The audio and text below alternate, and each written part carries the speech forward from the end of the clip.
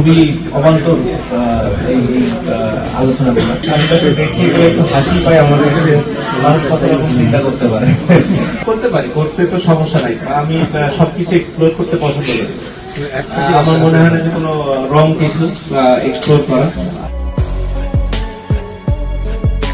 সাকিব আল হাসান বাংলাদেশের ক্রিকেট জগতে সবচেয়ে উজ্জ্বল নক্ষত্রের নাম। ক্যারিয়ারের শুরুর দিক থেকেই ক্রিকেটারের পাশাপাশি উদ্যোক্তার পরিচয় লাগিয়েছিলেন নিজের নামের পাশে। বিজ্ঞাপনের মডেল কিংবা অভিনেতা হিসেবেও প্রায়ই দেখা যায় তাকে। সুযোগ থাকলে সিনেমাতে অভিনয় করার ইচ্ছেও আছে এই তারকা ক্রিকেটারের। সম্প্রতি যুক্তরাষ্ট্রের নিউ ইয়র্কে এক নৈশভোজে সাংবাদিকদের সঙ্গে আলাপকালে খোলামেলা কথা বলেন সাকিব আল হাসান। সে সময় সিনেমা করার ইচ্ছে আছে কিনা এমন প্রশ্নের জবাবে সাকিব বলেন, আসলে এই ধরনের আলোচনাগুলো খুবই অবান্তর। সত্য কথা বলতে আমার কাছে মাঝে মধ্যে হাসি পায় যে মানুষ কত রকম চিন্তা করতে পারে। আসলে সিনেমা করতে তো কোনো সমস্যা নেই।